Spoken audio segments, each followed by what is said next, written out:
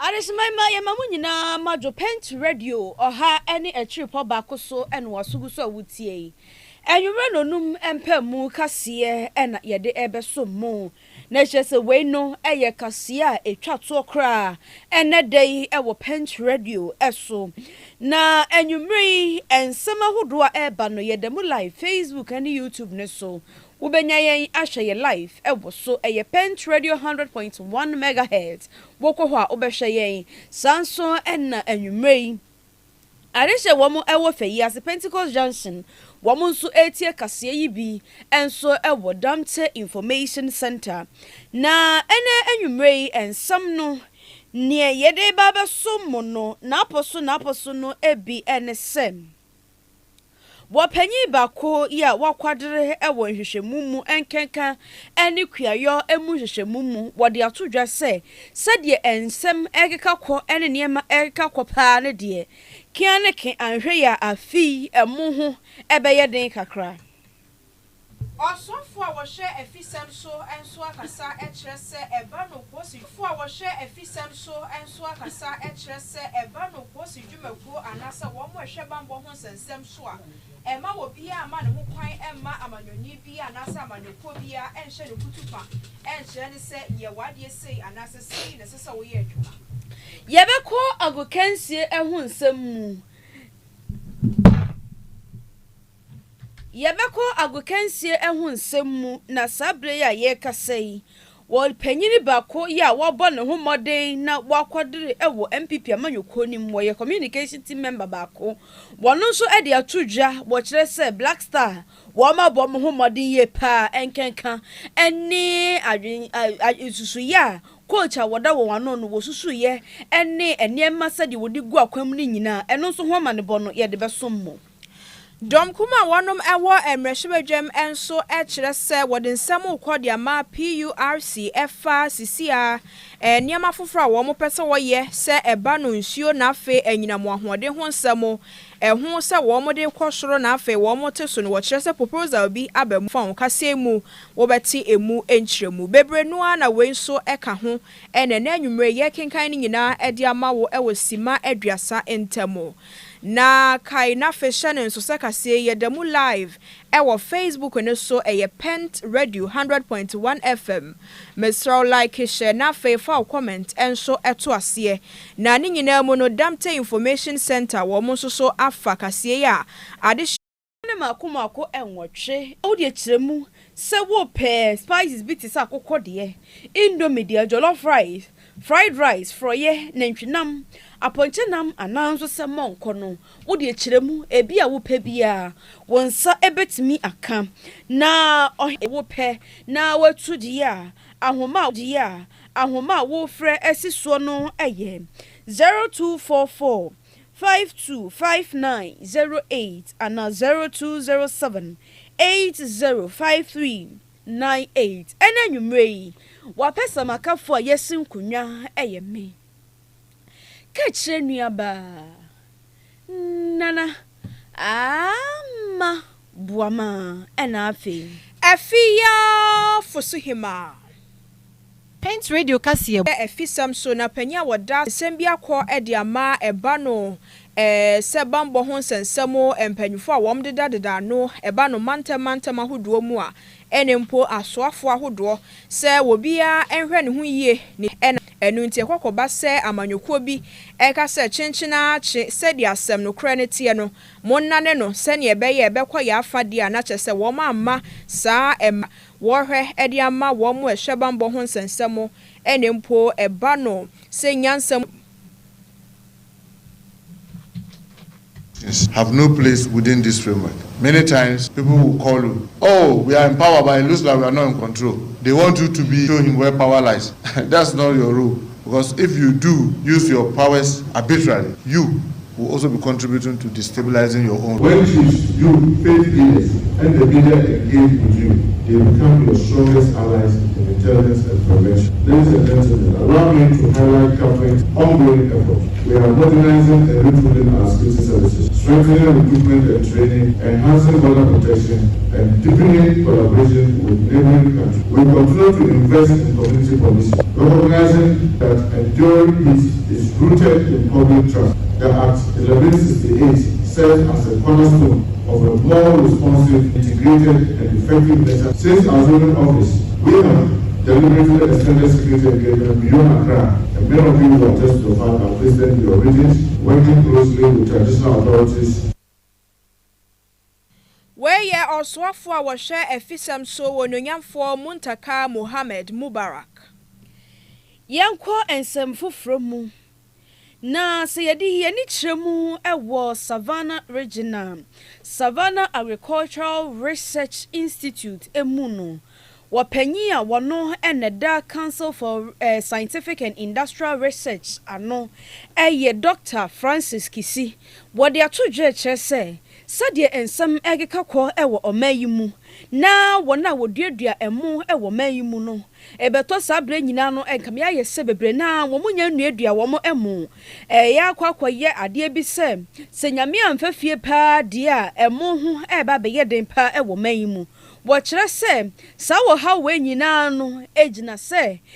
de afi emu ne tɔ no ekokoye ye no ankɔfɛ so enti no eba besi sabre nyina no ebi mumu eda so egu edemu ya wo munya atɔfo emom ntoye ne sa no nti wo de adesrede eto aban yanim sɛ aban hwɛ na sɛ empo no wantimi anto emu no amma akuafo no kra na omwa nenka akuafo no enya nkrofo bia wo mo betimi ba betoto wo mo na ama wo mo na timi aboa ama mo nso ensima yedu no matimi akwakototo emu aba ne bi no masamba bedua no dache ama yetimi enya enuane wo mnya sapa de a ahwe ya ekom de eba bede yemu bi pa.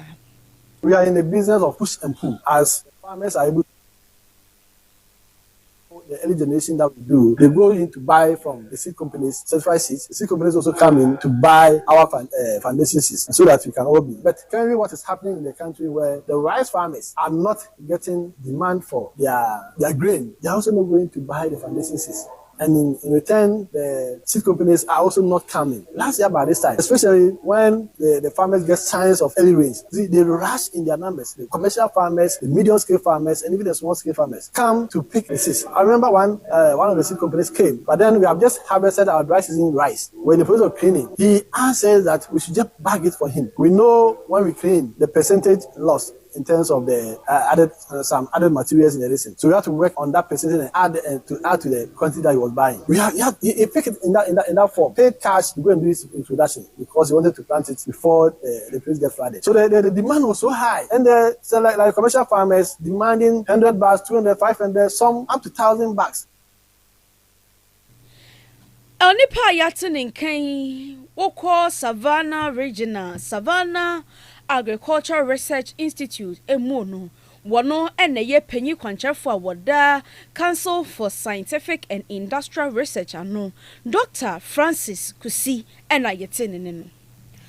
Dom kuma wonom ewo emrehebedwam ena womo so ekasa ediafa ensem foforo a Free Public Utilities Regulatory Commission PURC Woman sensamo a efa ho se eba no nsuo ho nsamo eba no nyoma hodo a yedidi dwuma ewo fie se nyinamo ahoden ho a wo kire mu sensa traye bi eba na wo pese mpanyufo ehwemu no eno na empanyufo na se dom kuma no mu empanyufo binom ekasa ede afa ho na wo kire se sabotaye a wo metu so na monyi na wo hwemu sa afi bi etwemu emra na Ghana yedom IMF program no a Watchre se sa honom enenam so ema entumu no ebaye ene ebese bosome miense bia mu no na kyese yatumu kese wodwene ho kra wonte ase enam so ama deputy ranking member ya wono ehwe enyinamo ahode ho nsamo eye na bedwakuo no mekyere energy committee Ora Collins Adomako Mensa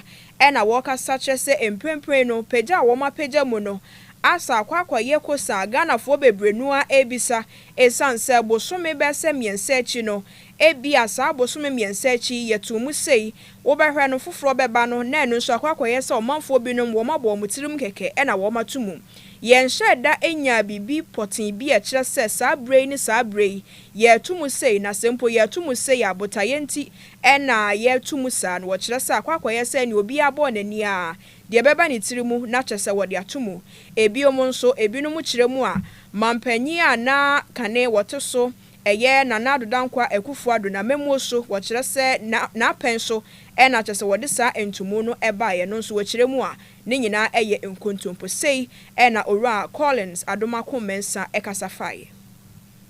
When they came to power and the first, second, third quarters of 2025, when PRC announced an increment, they still insisted that this was an agreement they had met and therefore they had to implement. A few months ago, it was announced that government has exited the IMF program. This particular increment now then kills that propaganda that it was not true that the Nana Addo Akufo-Addo government signed onto a program that, as it were,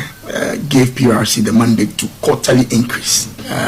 Now the IMF is not in town, but PRC is still increasing. What it means is that the factors that determine an increment or a decrease is different from the agreement that was signed with the IMF. So I think this announcement kills that propaganda. And I think it's important that we make that very, very clear to the Ghanaian people that President Nana Addo Akufo-Addo did not sign onto a program that's, as it were, enjoined Ghana to always increase. Indeed, the agreement stated that we should have quarterly adjustment. Whether the adjustment will be up or down will depend on the factors at any particular point in time, which obviously normally goes beyond the control of PRC. So that's the first point that I think is important that we make. Deputy Ranking Member Wano Ewo Energy Committee Ora Collins Adomako Mensa ena wote ne nkano. Na aresmaima ye ko ensemfofro mu. Nanu adano ye de to manim se wokọ Apostle Kwadwosafo Kantanka na busuam mu a chese pinchen sisi mu a ne nyina no dodo na ejina se ebra na womo esi wonipa foforo a wono ena wo ba begina mu so osofo ewo Kristo Asafo Mission ya wo panyi kwanhwefo Apostle Dr. Kwadwosafo Kantanka wono ena na da no a sabre wanya ne ba bi kronti no wo mba besi na namu no eno ho nsam no akwakoye bebre enam sokra ema etusoto ekoso ema Apostle Kwadwosafo Kantanka ne baba adwasafo wono nso ne ho ekan ye na enu mo no Koto kire se sa dwumadie wo mudie na wo mayi on befoforo amana babeda Kristo Asafo Mission na ano no emom nto aso enye na nso no asode kakra ekokoba ye ne sa no nti no koto atonsa e de afre abusuafo yanko wo hwe na watena asam no so no waka asam no ene wode injunction bebre na ato omo so baako ene se waka asam omo nye no wo mo ya asode se omo ye ena de toso no eye etuo na eto ye ewo dwumadie no ase no ne nyina keka bomu na enkenne ena koto tra asam no so na wadie na nso no amanebo a ebetodwa no ehye se koto etu asam no ahyeda eye July bosome no ne da etoso miensa ena koto etena asam ne so na wode emu ensam ne nyina no wahu ba bia wode ne poma no ebesie na wobra koto ekasa wieye no ena wowura ba ko a okwa Kristo Asafo Mission no emu a wodi mutintima pa ya wono de asore no eda na koma so ya ba bia ni a ubehu no ewo ho efa asore no ho nko ade a eye wowura bia wo ye frɛ no Osebo de Zaraman Osebo de Zaraman ena chese wono nso wokọ to hobie na wo pie ba ye no ensamdrofo ene twetwe nkomo no ena wo sisu dua se eye no kwasam se koto atu asam no ahyeda na ne nsam ne bi enie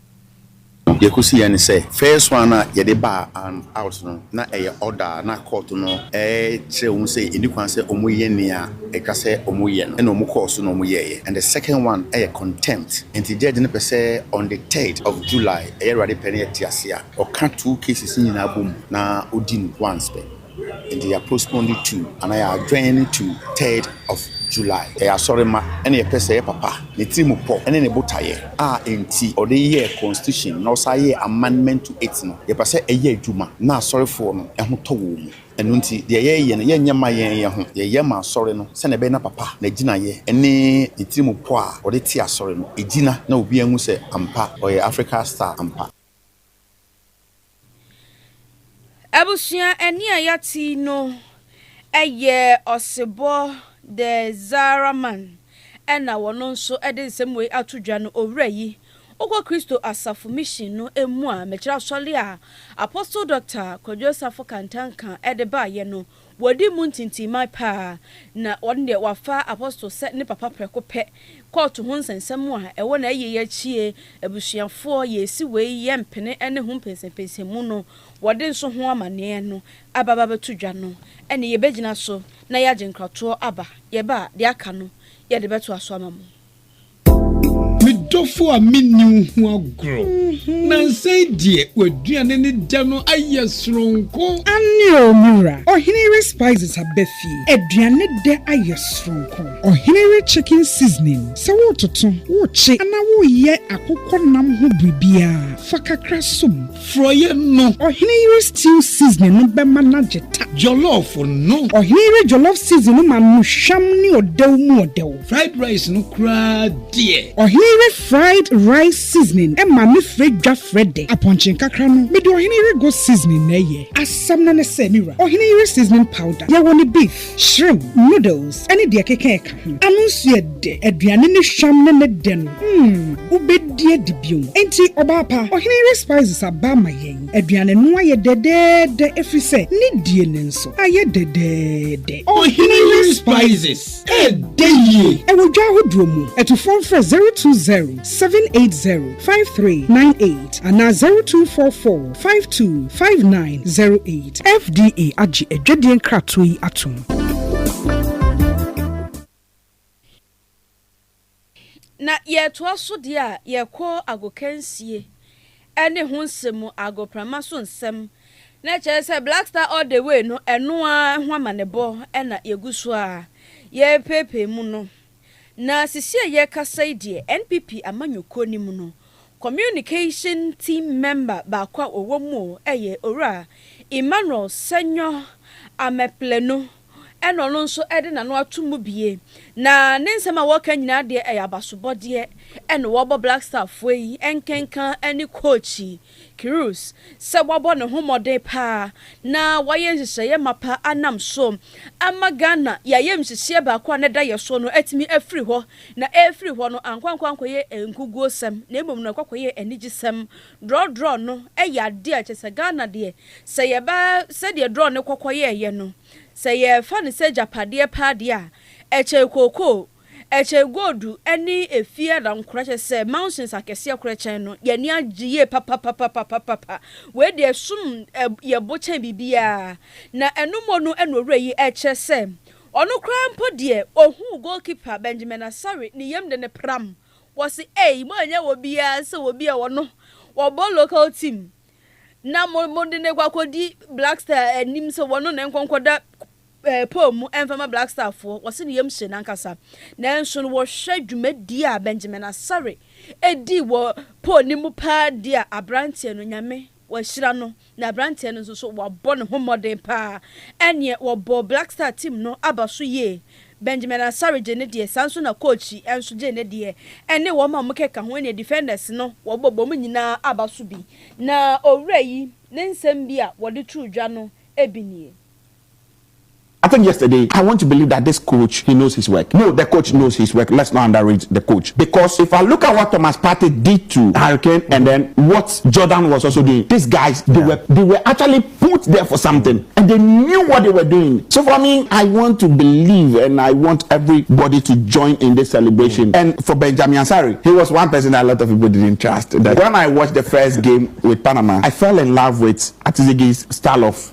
keeping and all of that. Then when Benjamin came, I was like, hey, Abranti, how they a local player? Can you really do well? But he did his skills. But yesterday, when I heard that he was the one going to start the game, I'm like, Jesus Christ, Ghana, help us. This is House of Folk goalkeeper. This is not the top keeper as we know. But I think that young man deserves a standing ovation. He saved 3 goals. No, that young man deserves a standing ovation. And I want to put this before the president. Even if they lose at one point, this young man, he needs to be rewarded for saving us in that manner, because it was a tough game yesterday. And the next Benjamin sorry all the way. Yes, so man penyimo wabaso. Emom enra obon homode. Why dear pa. Na onipa yete nka no eye NPP communication team member baako ora Emmanuel Senyo Ameplenu ena yete ne no. Ye kwa wie kase no na kyese ye free agokansie mu dia na ye kɔ obi man so ye kɔ Kenya man ni mu na oba Kenya man ni mu a ensem afiri honom eba nyina ne se empanyufo a wo munim de eba no amamra ho nsem a wo kyerɛ mu se enano atorenchen bi e kɔ so eja bi eyi ni ti e wo suku bi mu ema enam so emofra binom hwere wo mo nkwa bebrenu a so prepra ye na wo mo de wo mani to fom ye mu hwehwemu no asa wo manya hu anasa wo mu hu se akwakoba se emofra no sukufo no wo mu a ebi eka ho bi e na kyese wo mu so gya no a enam so ema emofra pi no a wo mahwere wo mu nkwa ebi nso so eprepra na wo kyerɛ se wo mu a wo ho bon sansem yi mu no wo mu mane nkwankoye se wo mu ye emofra we ye sukufo ntie ne wo mbeka ne saa kɔ dabi na emom wo de wo mu nyina befa emra kwan so ne esese wo mote anase de esese wo mu hu nyina wo kire se wo mbehu esanse no na beboa na ye ense na ho e de ama wo bia ne nkonkoba se saa dwen no kora ebeba obi fufuro tiri mu so no a wo ho no mu a eye ne se wo nsoja ento sukuu nim na kire sukuu no wo mpa abentie ne wo be hye no na kire se yatom di a ene wo kire se ye do nso begina emra no anim enti we ye nsem a efri Kenya man ni mu eba na kire se aha ene de nsem ni nyina esi ni edi mu akotene ebi ene se osoafo a wo hwe afisem so e de ato mpanyufo a wo hwe bambo ho nyina oman yi mu se obi ana ne ho so na ma ne ma ne ho kwan emma amanyoni bia sorry a Apostle Dr. Kojosafo Kantanka eteye na woti nananom ewonsi adroi opanyini a wono ebesi nanan no ehon nsam no koye bebre nam so makoto de ne sato so ene na nka koto tena so te se Kenya man ni mu mpanyufo honom ekire se adesuafo bi wosusu se wo makwa kosoja ewo suku mu ho dormitory ho amenam so mofra ni bi ahwere wo mo nkwa enti wo de suku foi ekwa kogina emra no ano na agoprama so nsem owura baako ya wono woye NPP communication team member baako wono nso e de atodwa se de nra ball no ekoye no Black Stars ayade pa enkenka ni coach no na afei Benjamin Asare ya woda po nim se goalkeeper enkwada ne be se goalie ono nso woba na baso enti yenyina so na yemfa seda no enfama dwumaku a eso yasene ohene spices and non dairy powdered milk me pa cho so your ba Mr. Mayemfro so your ohene yire mayem sansamra ni we so ye be man sunsun yemfro ohene no ohene mua esan wonsa no a ebebo na ehwehwehwam no enti Mr. Enoa ene ohene spices we no na sa spices no ye ukọ edwa hodo so ye wo mu ahodo ne makomako enwetwe ye wa akokọ indomie jollof rice fried rice froye na ntwinam aponchinam ena monko ne nyina ede ehwam tedwane bia wo ye bia no so ene wo de ewo ho ohene non dairy powdered milk no so bi wo ho akwada de oyeye opanyini de oyeye na obi obedi so bia no ede kama mesra anwumre se wanoa adwane modu na se wudi yabu ajeku Francis nkyerɛkyerɛ achi na wo ye aduane mu habit se kokodi a anwumre mesra for hinere non dairy powdered milk ni bi esom na ahoden a ɛwɔ aduane nim no entimi NCP ne dodo mu di a ɛyɛ 0244 525908 and 0207 805398 eso na wo befresi na watwetwe enkomo bi a etaye kyire Tony Gate try